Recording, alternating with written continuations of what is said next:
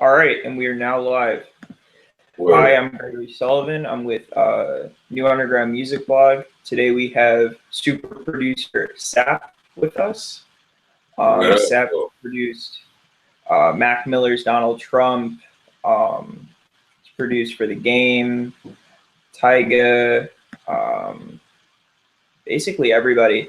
And we're really excited to have him. So with that, here is my first question for you, Sap. What inspired the name Sap? That acronym, Sound of a Pioneer. That's a play off of like the label that I'm starting, the Pioneer Crew, and it's basically just the word pioneer is like a story behind like me and my king just being like the first people from Delaware to do it musically. You know what I mean? On this level and like what so. So explain further, who is in kind of your group that you're forming out of Delaware artists? Man, right now I got a few artists that I'm talking to. I got producers, like I got Kick and J. BC just did What It Feels Like for Kid Ink on the that's the intro on Kid Ink's Full Speed album that just dropped not too long ago, and he helped me produce That's How I Knew on Nipsey's Mailbox Money album. And I got another producer named Quan. I got a guy named JM that's pretty dope. Like we just got a few. I'm talking to a few artists about getting with them, making some stuff happen. It's a few people. Man, I don't even want to really shout them out because I don't want nobody else to try to get at them. So, but. Dope, man, dope. All right. My next question for you is, how did you get into music? How did you start producing, etc.? I got into music. I was just always a fan, and like just watching people like Pharrell and Timberland, and even like with Kanye, like first album, of course, that was like a big influence on me. And it was just super expensive to do at first, but then after a while, like they start coming out with programs. I found out about programs like FL Studio, which was like dirt cheap and free in a lot of cases. And I got that, man. I just like went at it. I was just being real creative with it because I didn't have money to get like $3,000 keyboards when I'm like 15. You know what I'm saying? So the technology became a new wave for producing. Man, it's crazy. Yeah. So when you started, how old were you? I was 15. I was 15 when I started. So freshman year of high school, sophomore year of high school? Yeah. Like my freshman year of high school was probably like when I got into it. When I really got into it, I was like taking it like, yo, damn, this is dope. Like I can really do something with this. So, man. First major production credit. First major credit. I would say this artist named Joey Jihad. I was working with in Philly. He was killing it in Philly. It was like before Meek started really doing this thing. Now they both was like on the same level, but him and probably Meek. I did this drink for Meek called In My Bag, and I was still in high school when I did this. And it was crazy. It was on the radio heavy. It was wild. But that was probably like my first real like credible thing that I've done. And I would say like this record that I did for this guy named Shiz Nitty from back home called Socks in the Air. It's a crazy club record. That was big for me because that was like me being like the Pharrell of my city, like how Pharrell took the clips and you never heard anybody from Virginia. He gave them a record, which was big. But then like as far as like mainstream, it was, you could say probably Mac. Like Mac's Donald Trump was like the first real like big thing I did like nationally, you know what I mean? Yeah, and to put that in perspective, I mean it sold I think 145,000 copies the first week. Oh, well, his that was his album, Loose Park. That was the album, but the single The single did good. It did good. So I mean, obviously the single went platinum, but man, it was crazy how that single took off. Like out of nowhere, we didn't expect that at all. That's sweet, man. Where are you from? Where'd you grow up? Delaware. Well, I Okay. originally came from Chester. My parents moved me from there when I was like 4 or 5. I was like super young, and I was raised in Delaware. You know what I mean? So I rep DE all day, man. Shout out to everybody doing their thing. So it's a few guys, man. You know, working. It's of course like Shiz Nitty, you know. It's this guy named Ricky Reyes who was dope. He's real dope in Delaware. Sweet, man. So projects in the works. I know you're working on a tape with an artist or two, and then in addition to yourself, are you working on any tapes Yeah, as a rapper? I'm working on my project as a rapper. Actually, me, Haji and Damo. Well, me and Haji and Damo are doing a song together, but I'm going to the studio with Haji in a few hours actually, probably after this. And then I got like a few other features that's gonna be on the project. I don't really want to say now, but I got uh I got stuff coming with Mac on Mac's album. Got a few on his album. I got a whole project with Webby coming called J.Mo. Crazy. Me and Kid Ink working on some stuff for his new project. We got a dope record. Um, Man, it's a lot of stuff in the works, man. Me and Hit Boy are working on some stuff. Just grinding, man. How'd you and Hit Boy link up? We had the same management. We don't have the same management anymore, but we had the same management at one time when he did like the Paris record and stuff. And I remember we had met at the office at Interscope, and it, you know, what I mean, he was like, "Yo, I like your stuff," and obviously I was a huge fan of his stuff. And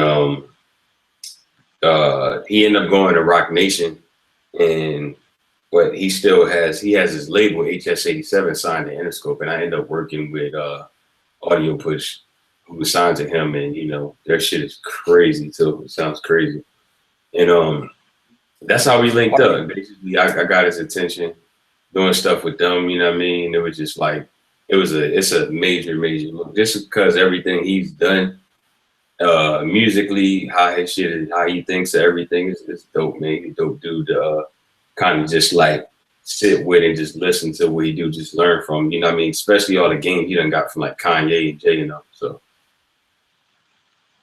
Sweet, man. Who is Sap?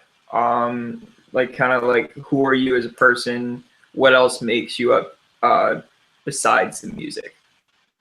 man, I'm just a hard worker. I love what I do.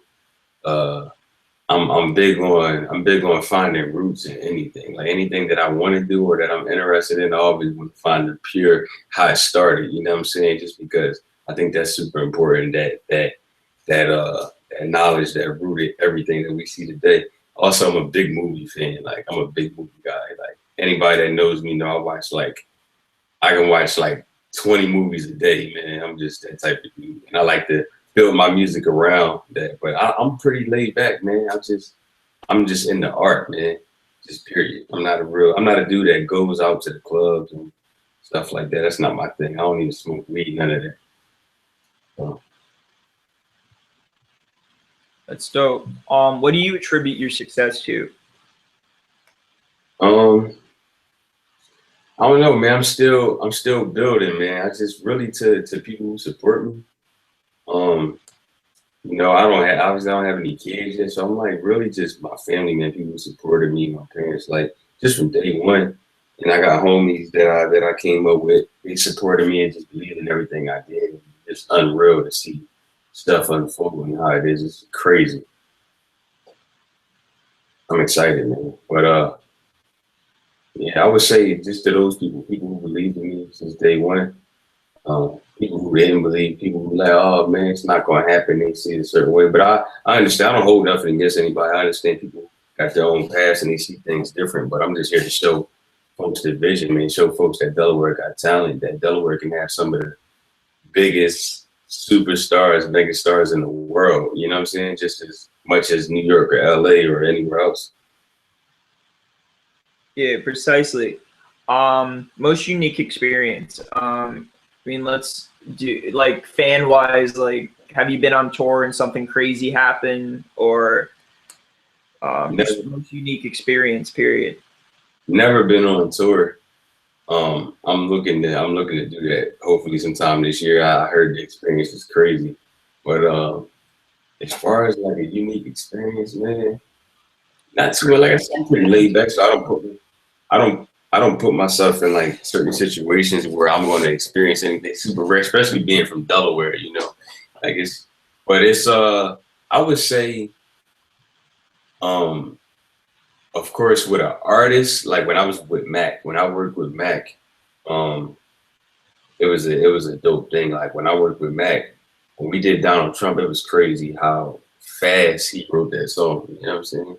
Like how I had the sample already chopped up and I had it like this folder. He was like, yo, what's that? I was just going through stuff I had chopped up and I made the beat in like maybe 10 minutes and then he just was like writing. He wrote that shit maybe like a half hour, man. It was crazy. Went in there and just recorded it and it just was like it felt right, man. It was a big record.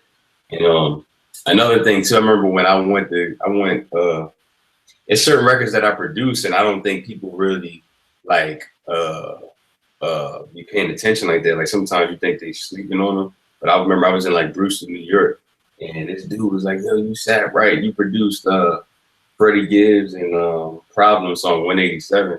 And that's like a record. Shout out to my man Gibbs. That's like a record you wouldn't think like people would really know you for. Like I was expecting him to say like Donald Trump or Game Celebration, but he said like it just showed that he was a dude that really was like a fan of my work. It's crazy. That's dope, man. That's dope. Record label, are you signed? No, I'm not signed. I'm independent, totally independent. You know what I'm saying? I'm not signed to anybody, man. I like it. I like it that way because I'm cool with everybody, man. Like I don't even need to do a deal with anybody. Like I'm friends with Kendrick, Schoolboy Q, like Nipsey, Mac, uh, like Kid Ink, Game, J Rock, the whole TDE. I got all these guys' numbers. I can hit them up and text them and be like, yo, man, I got this beat, this and that. Versus like going through a label and this politics and you got people taking like 98% of your money and crazy shit. You know what I'm saying? So Were you ever signed at one point? yeah, I had a production deal with Cool and Drake. And shout out to those dudes, man. Those dudes was like super thorough, man, super real dudes, good dudes. They was always 100 with me, fair with me. And they put me on, man. Those were the dudes how I got with Game. You know what I mean? I got with Game and got with Tiger and stuff like that. So shout out to them. You know, Okay, that's dope. they reached out to me off a YouTube video. I was like making beats on YouTube, and my boy used to DJ for Game, I think. Well, shout out to DJ Young Legend. He actually was the reason I got with Cool and Drake. And then he had the contacts and stuff from working with Game, and then he hit up Cool. He was like, yo, I got this producer, and then Cool reached back like, yo, we want to sign him. They flew me to Miami. It was crazy. It was wild. That's dope, man.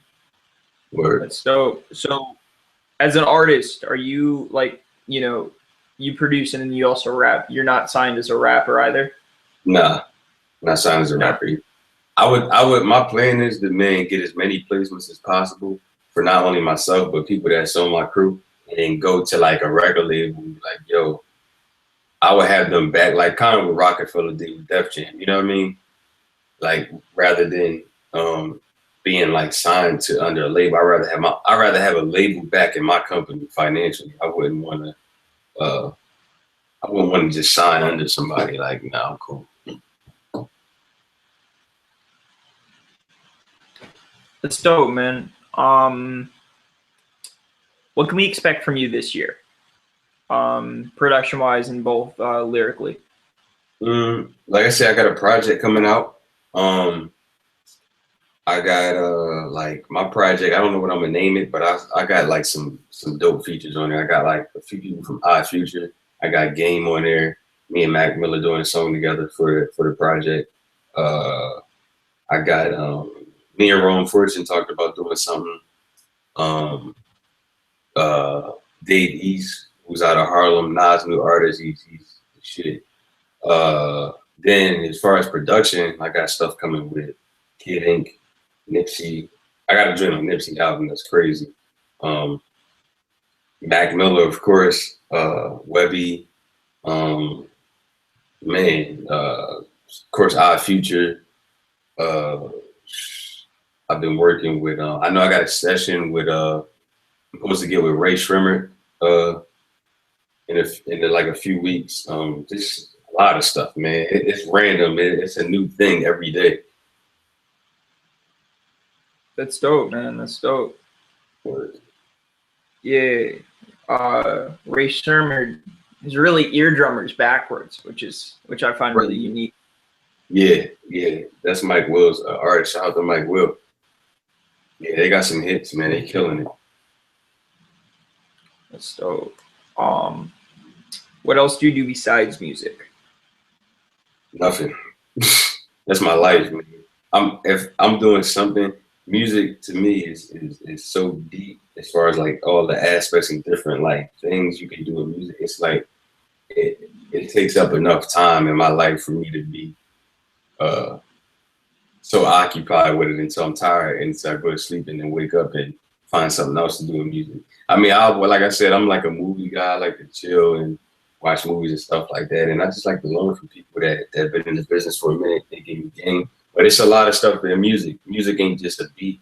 It ain't just a program or a rap or a song or an album or a manager or an event or, you know what I'm saying, merchandise, everything. Like, it's a whole bunch of stuff in music that I like to study to be a well-rounded, just like business guy in music. You know what I'm saying? Like, rather than just a dude who make beats or a dude who writes some raps, I want to be like just a dude who know, like what Jay did, like what Kanye did, what Diddy did. You know what I mean? Dr. Dre, those dudes.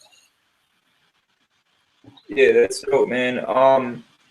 So we've come to the part of the interview where fans can now ask questions using the hashtag SAP N.U.M.B. So that's SAP N.U.M.B. So let your fans know, and for any viewers watching currently, you can you can ask the question live. Cool.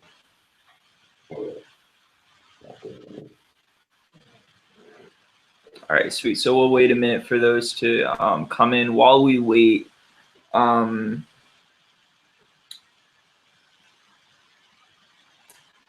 so you just moved out to LA, right? Yeah. I just got here like a month ago. Okay. So what, in terms of the switch, why the switch over? Man, this is where it's at, and it's way better than Delaware as far as when you're working on music. You know what I mean? When you need to get music to people, it's like it's way faster, man. Like I live right down the street from Nipsey's studio. I can go right down there and just playing beats like, yo, listen to this. It's just so quick. It's so fast. And then he be having people at the studio, and then everybody is here, man. Like, it's studios all over, man. You can just get with people like it's nothing. That's dope. And my manager lives here. Oh, we're management wise, who'd you link up with? Is he like known, or is he Fake Work Management? DJ More Millie. Everybody knows him from Interscope, and like he's like Jimmy Iovine's nephew. And Stat Quo was actually his partner. They managed me together. And shout out to Stat. They good dudes, man. We working on a lot of big things. So, trying to make it happen this year. Trying to make this year really the year of SAP. Like, people really know what's up. You know what I mean? Exactly. I mean, you've got all these huge production credits, but you're still like low key. Yeah. Which are which I mess with a lot. He's like, you're not going out and you're not, flaunting everything and going nuts. Right. Nah, cause it's like I feel like you gotta just let the music take you where it's gonna take you, man. Like, you know what I mean? Just let it go how it's gonna go. Um, there's certain things you definitely have to push forward, you have to push with, but with me, like I'm not a person that's like I was never into just wanting to be famous or want the name. Like, of course, I want to be an artist too, but I'm not in it to like be. I'm in it to really make music. You know what I'm saying? Really make good music that I was a fan of and give people the same uh, feeling that I felt when I was listening to the music that I was influenced by.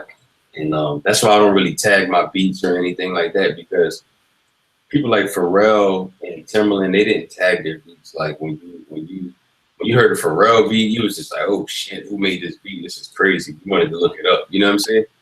Versus like I feel like now I feel like now it's just everything became more of a business. Everything became more of a business over the craft, you know what I'm saying? Everything became a business. Like, cause now it's for everything with sports, with music, with movies, you know what I'm saying? Everything became more of a business.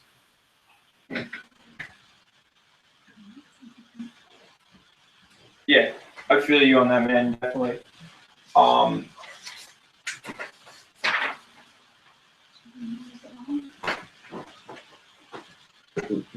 all right, yeah, definitely, man. All right, so we have a couple questions. What's your favorite food? Man, my favorite food is steak. Steak.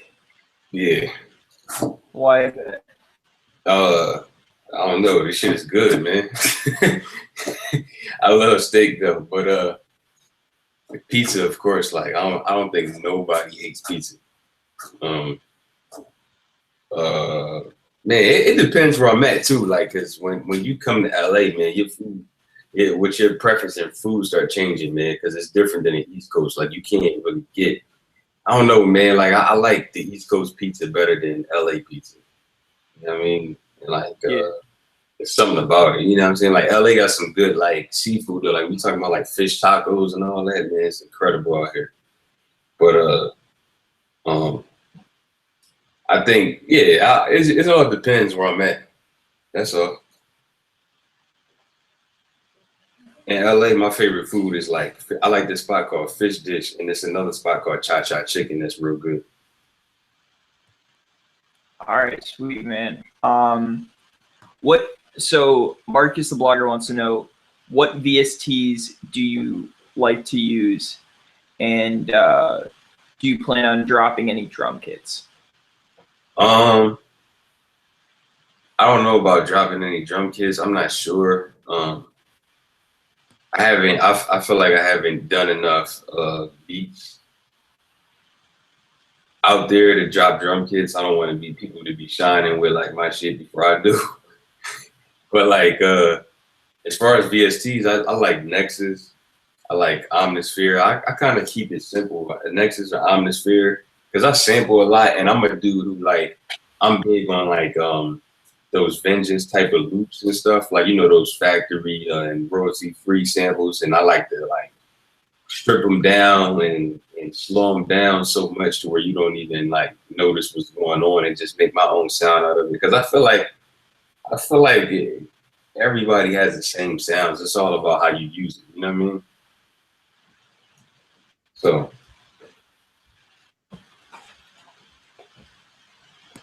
Yeah, definitely. So Zach Zevko wants to know, a lot of people know you're a legend at producing. How long have you been rapping for? damn, legend, that's real, man. Appreciate that. But I've been rapping for probably about 4 or 5 years, seriously, like just like really recording music, probably 4 years. I've been rapping, and I just, you know, I learned from being in the studio with guys like Game, uh, Kendrick, Mac Miller, Meek, just watching these dudes work, how they put things together, different, learning different techniques other than just writing rhymes, you know what I'm saying? Just how you record. It's a whole nother art of being an artist and a rapper. Cause there's a lot of people who are dope at like street rapping if they rap on the street, but when they get in the studio, it just don't sound right. You know what I mean? And that's something I learned from them. What's your favorite record or project you've ever been a part of, and why? I'm gonna say probably, man, that's a tough one. I don't really know, man. I know being part of Game album was big for me because that was my first real album. That was my first album that I was ever on, and it was on a major label. You know what I'm saying? And I was able to be creative as possible because he had a budget, so I could use like crazy samples and stuff.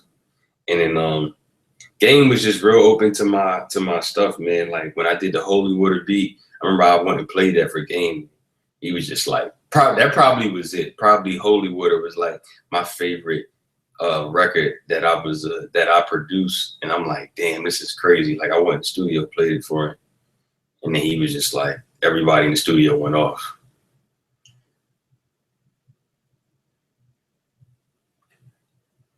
Yeah, but that's about it. Probably Holy Water. Holy Water was it. Holy Water was probably my most effective like studio session. Like when I made that beat and then I played it for Game, like everybody there just went crazy. That was the first time I met Game because I did Celebration was already out, but he had got the beat from Cool and Dre. I didn't even know him at the time.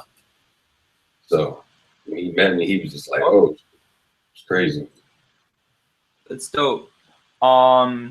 Q Mitchell wants to know, when can we expect a When Are We Afraid? When WAWA Part 2. Oh yeah, When Are We Afraid? Yeah. I'm coming. I wasn't sure if I was saying it right or yeah, what was up. So I'm coming with another project. I don't think I'm gonna name it that, but I'm definitely coming with another rap project. It's actually stuff that I've been working on for a long time. It's actually stuff I had before I put out the Wawa project. So it's coming soon. This time I'm like rapping with like the homies. Like I got people on there that y'all listen to, you know, I just had to make sure it was right. I wanted to make it as flawless as possible. So is it going to be self-produced entirely as well? Yeah, exactly. Yeah, I'm doing every track on there. I think we're going to give them like 14 or 15 tracks. And I did like, I don't know, like Hit Boy gave me some beats for the project. And I was writing them some stuff to those beats and it came out crazy. But I don't think with this project I'm going to have any other producers. I think I'm going to do this whole one by myself. And then the next one, I probably might have some production from like people like that. You know what I mean? So yeah, exactly, man. That's sweet. Just gonna leave it up for last chance. If anyone wants to ask any last minute questions, they can use the hashtag SAP N.U.M.B. And that's really it. But with samples, so budget wise, how does that work? Man, it's tough. Samples can be tricky, man, because you can have a dope record, and it's most of the time, man. The game done changed, man. Like it's not like it used to be. Like now, you got to be careful sampling because you'll like never get placements if it's not an artist who's big enough to clear it or to pay for it. You know what I mean? Yeah.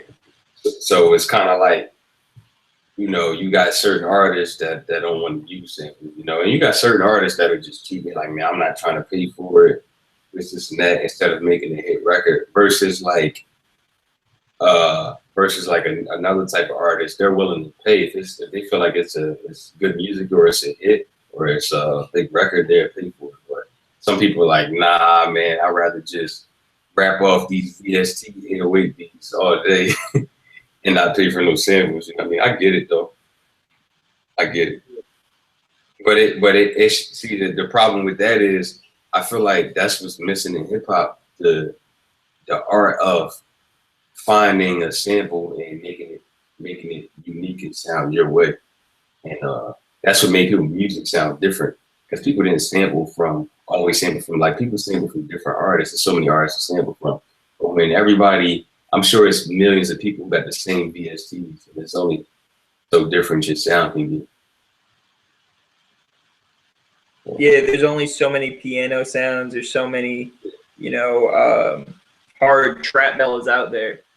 Yeah, yeah, exactly. Like your best bet is if you want to really be unique, is sample something that was created not even thinking about hip hop. You know what I mean? Like at all, not even thinking about anything that's related to hip hop, like something that's just totally weird. And that's what like Pharrell and Timbaland was real good at. Like Pharrell and Timbaland would sample stuff, but they would make it their own. You know what I mean? So it was dope.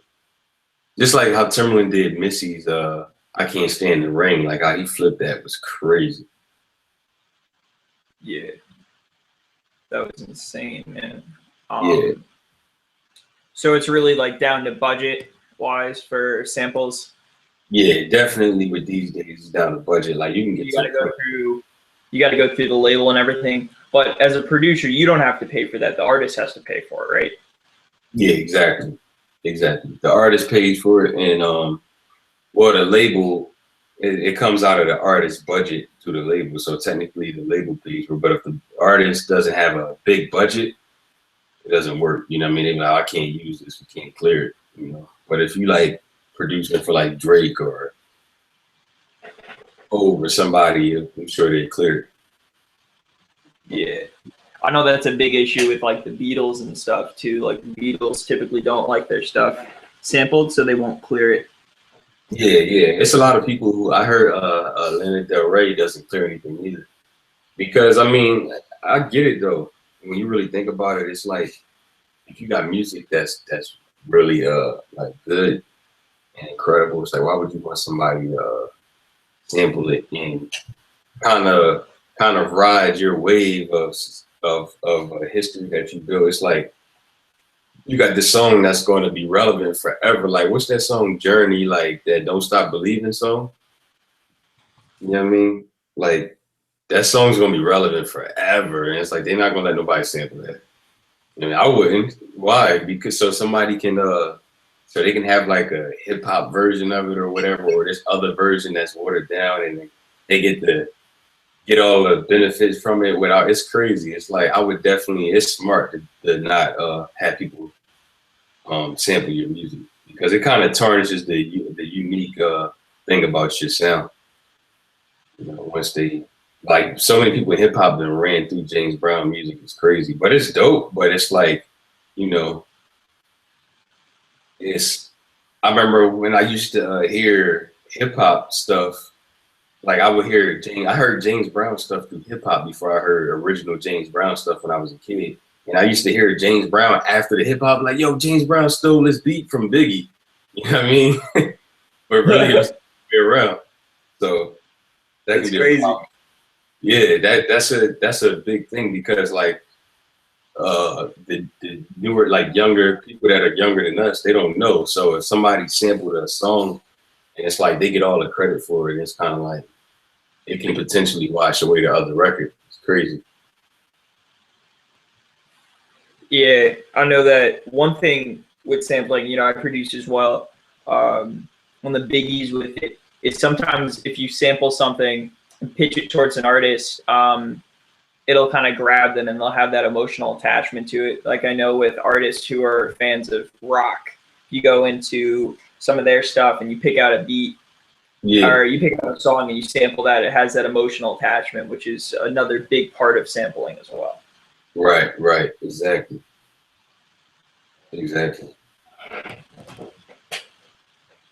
All right, well, I believe that concludes the interview for today, but it was a pleasure having you, Sat, and thank you for everything. Oh man, absolutely, man. Anytime, man. We're gonna do another one when I got like you know, I get a few more plaques or something, man. You know what I'm saying? Or Definitely. more to talk about. Salute though, man. I appreciate you having me on, man. All right. Take care. I'm Bye.